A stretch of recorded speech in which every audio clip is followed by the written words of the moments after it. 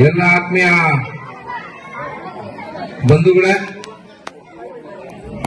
ಇವತ್ತು ಬಲ್ಮಂದೆ ಗ್ರಾಮದಲ್ಲಿ ಡಾಕ್ಟರ್ ಬಾಬಾ ಸಾಹೇಬ್ ಅಂಬೇಡ್ಕರ್ ಅವರ 135ನೇ ಜಯಂತಿ ಅಂಗವಾಗಿ ಈ ಭಾಗದ ಯುವ ಮುಖಂಡರು, ಜಿಲ್ಲಾ ಪಂಚಾಯತಿಯ ಆಕಾಂಕ್ಷಿಗಳು ಆದಂತ ಮಂಜುನಾಥ್ ಅವರು ಮತ್ತು ಕಮಲೇಶ್ ರಾವ್ ಅವರು ಇವತ್ತು ಈ ಭಾಗದ ಎಲ್ಲ ನಾಗರಿಕ ಬಂಧುಗಳಿಗೆ, ವಿಶೇಷವಾಗಿ ಬಡವರಿಗೆ ಬಂಗಾರಪೇಟೆ ಮತ್ತು ಕೋಲಾರ ಕೆಜಿಎಫ್ ಹೋಗಿ ತಮ್ಮ ಆರೋಗ್ಯದ ತಪಾಸಣೆ ಮಾಡಿಕೊಳ್ಳೋದಕ್ಕೆ ಕಷ್ಟ ಆಗುತ್ತೆ ಅಂತ ಅರಿತು ಇವತ್ತು ಬಡವರಿಗೆ ಈಸ್ಟ್ ಪಾಯಿಂಟ್ ಕಾಲೇಜು ಡಾಕ್ಟರ್ ಜೊತೆಗೆ, ಈಸ್ಟ್ ಪಾಯಿಂಟ್ ಹಾಸ್ಪಿಟಲ್ ಡಾಕ್ಟರ್ ಜೊತೆಗೆ ಮಾತಾಡಿ ಇವತ್ತು ಉಚಿತ ಆರೋಗ್ಯ ಶಿಬಿರ ಹಮ್ಮಿಕೊಂಡಿರೋದು ನಿಜವಾಗ್ಲೂ ಒಂದು ದೊಡ್ಡ ಸಂತೋಷದ ವಿಷಯ. ಇವತ್ತು ಅಂಬೇಡ್ಕರ್ ಅವರ ಜಯಂತಿ, ಈ ಒಂದು ಕಾರ್ಯಕ್ರಮದಲ್ಲಿ ನಮ್ಮೊಂದಿಗೆ ಪಾಲ್ಗೊಂಡಿರುವ ನಮ್ಮ ಬಿಜೆಪಿಯ ಮುಖಂಡರು, ಮಾಜಿ ಗ್ರಾಮ ಪಂಚಾಯತಿ ಅಧ್ಯಕ್ಷರಾದಂತಹ ಶ್ರೀನಿವಾಸ್ ಅವರು, ಉತ್ಸಾಹಿಗಳು, ಈ ಭಾಗದ ಒಂದು ಯುವಕರ ಪಡೆಯನ್ನು ಕಟ್ಟೋದಕ್ಕೆ ಮುನ್ನುಗ್ಗುತ್ತಿರುವ ನಮ್ಮ ಕೃಷ್ಣೋಜಿ ರಾವ್ ಅವರು, ಪುರಸಭೆಯ ಸದಸ್ಯರಾದಂತಹ ಪ್ರಭಾಕರ್ ಅವರು, 2 ಬಾರಿ ಗ್ರಾಮ ಪಂಚಾಯತಿಯ ಸದಸ್ಯರು, ನನ್ನ ಆತ್ಮೀಯ ಸ್ನೇಹಿತರು ಆದಂತಹ ಉಕ್ರಳ್ಳಿ ಶ್ರೀನಿವಾಸ್ ಅವರು, ಗೋನ್ಮರ್ಗು ಗ್ರಾಮ ಪಂಚಾಯತಿಯ ಸದಸ್ಯರು ಆದಂತಹ ನಮ್ಮ ವೆಂಕಟಪ್ಪನವರು, ಮಾಜಿ ಸದಸ್ಯರಾದಂತಹ ಮುನಿಯಪ್ಪನವರು, ಮಾಜಿ ಪುರಸಭಾ ಸದಸ್ಯರಾದಂತಹ ಮೆಹಬೂಬ್ ಅವರು, ಇಲ್ಲಿ ಬಂದು ನಿವೃತ್ತ ಶಿಕ್ಷಕರು ಆದಂತಹ ಕೃಷ್ಣಪ್ಪನವರು ನಮ್ಮ ಜೊತೆ ಪಾಲ್ಗೊಂಡು ಎಲ್ಲ ಮುಖಂಡರು. ಅಂಬೇಡ್ಕರ್ ಅವರ ಆಶಯ ಈ ದೇಶದಲ್ಲಿ ಪ್ರತಿಯೊಬ್ಬ ನಾಗರಿಕರಿಗೂ ಕೂಡ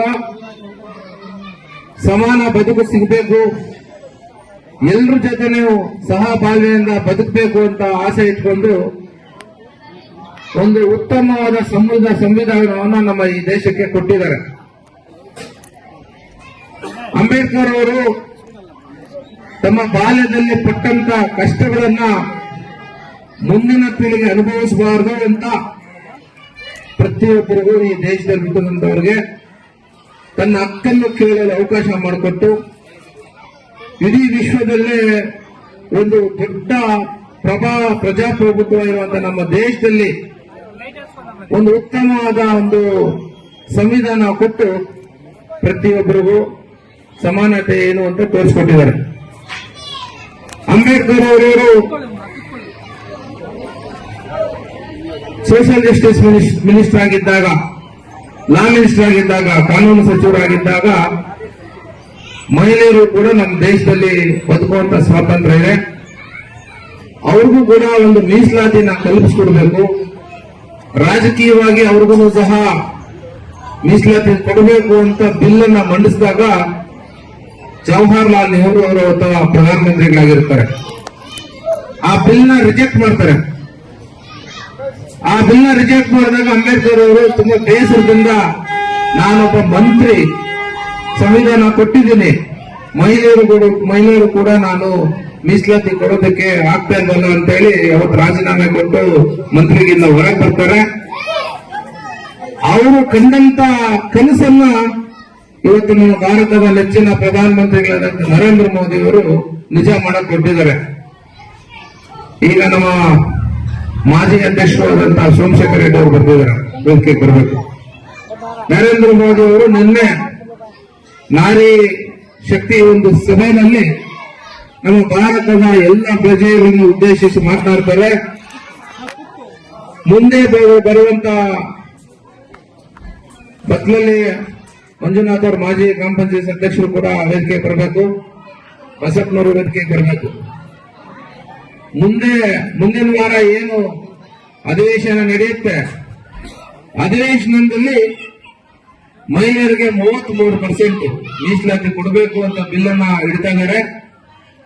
ಆ ಬಿಲ್ ಯಾರಿಗೆ ಅನುಕೂಲ ಅಂತಂದ್ರೆ ರಾಜಕೀಯವಾಗಿ ಲೋಕಸಭೆ ಮತ್ತು ವಿಧಾನಸಭೆಯಲ್ಲಿ ಸ್ಪರ್ಧೆ ಮಾಡೋದಕ್ಕೆ ಈಗ ಸದ್ಯಕ್ಕೆ ರಿಸರ್ವೇಶನ್ ಇರೋದು ಪರಿಶಿಷ್ಟ ಜಾತಿ, ಪರಿಶಿಷ್ಟ ಪಂಗಡ ಮತ್ತು ಸಾಮಾನ್ಯ ಎರಡೇ ಇರೋದು.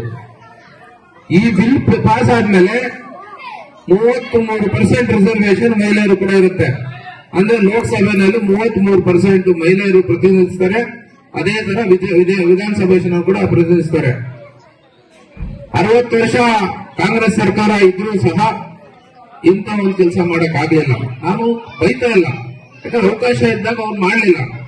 ಇವತ್ತು ಮೋದಿ ಅವರು ಒಳ್ಳೆ ಒಂದು ಕೆಲಸ ಮಾಡ್ತಿದ್ದಾರೆ, ಇಡೀ ವಿಶ್ವವನ್ನೇ ಅದನ್ನು ಒಪ್ಕೋತಾ ಇದ್ದಾರೆ. ನಾವು ಹೆಚ್ಚಾಗಿ ನಮ್ಮ ಮಹಿಳೆಯರು ಸುಮಾರು ಜನರಿಗೆ ಇದ್ರ ಗೊತ್ತಿಲ್ಲ, ನಾವು ಅರಿವು ಮಾಡಿಸ್ಕೊಡ್ಬೇಕು. ಮುಂದಿನ ಸಭೆನಲ್ಲಿ ಅದು ಅಂಗೀಕಾರ ಆಗುತ್ತೆ. ಯಾಕಂದ್ರೆ ಲೋಕಸಭೆನಲ್ಲೂ ಕೂಡ ನಮ್ಮದೇ ಮೆಜಾರಿಟಿ ಇದೆ ಮತ್ತು ವಿಧಾನಸಭೆನಲ್ಲೂ ಕೂಡ ನಮ್ಮದೇ ಮೆಜಾರಿಟಿ ಆಗಿರೋದ್ರಿಂದ, ಅಂದ್ರೆ ರಾಜ್ಯಸಭೆಯಲ್ಲಿ ನಮ್ಮದೇ ಮೆಜಾರಿಟಿ ಇರೋದ್ರಿಂದ ಬಿಲ್ ಪಾಸ್ ಆಗುತ್ತೆ.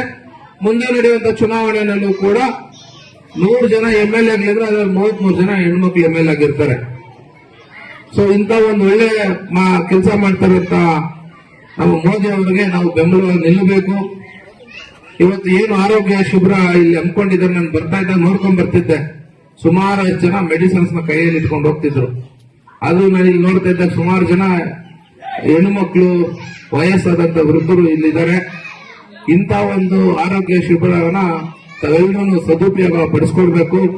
ಇಂಥ ಒಂದು ಸಮಾಜಮುಖಿ ಕಾರ್ಯಕ್ರಮಗಳನ್ನ ಇಡೀ ಕಾಮಸಮುದ್ರ ಹೋಬಳಿ ಅಂತ ನಮ್ಮ ಮಂಜುನಾಥ್ ಅವರ ನೇತೃತ್ವದಲ್ಲಿ ಮಾಡಬೇಕು ಅಂತ ಆಶಿಸುತ್ತಾ, ಇಂಥ ಒಂದು ಆರೋಗ್ಯ ಶಿಬಿರಗಳು ಮಾಡೋದ್ರಿಂದ ಬಡವರಿಗೆ ಬಂಗಾರಪೇಟೆ, ಕೋಲಾರ ಮತ್ತು ಬೆಂಗಳೂರಿಗೆ ಹೋಗುವಂತ ಕಷ್ಟ ತಪ್ಪುತ್ತೆ, ಬಸ್ಗಳು ಕಾಯುವಂತ ಕಷ್ಟ ತಪ್ಪುತ್ತೆ. ಇದು ನಾನು ಬೇರೆ ಕಡೆ ನಾನು ನೋಡಿದಾಗ ಶಿಬಿರ ಅಂದ್ರೆ ಪರೀಕ್ಷೆ ಮಾಡಿ ಹೋಗೋದು ನೋಡ್ತಾ ಇದ್ದೀನಿ. ಇಲ್ಲಿ ಮೆಡಿಸಿನ್ಸ್ ಕೂಡ ಕೊಡ್ತಾ ಇದ್ದಾರೆ. ಕನ್ನಡಕ ಇಲ್ಲೇ ಸ್ಪಾಟ್ ಅಲ್ಲೇ ಟೆಸ್ಟ್ ಮಾಡಿ ಕೊಡ್ತಾ ಇದ್ದಾರೆ. ನಮ್ಮ ಸ್ನೇಹಿತರಾದಂತ ನಮ್ಮ ಮುನಿಯಪ್ಪನವ್ರು ಕೂಡ ಒಂದು ಕನ್ನಡ ಹಾಕೊಂಡ್ರು. ನನ್ಗೂ ಕೂಡ ಹಾಕೊಂಡು ನೋಡೋಣ ಅಂತಂದ್ರೆ ನಂಗೆ ಮರಿ ಚೆನ್ನಾಗಿ ಕಾಣಿಸ್ತು, ಹಾಕೊಂಡ್ಮೇಲೆ ಕಾಣಿಸ್ತಾ ಇಲ್ಲ.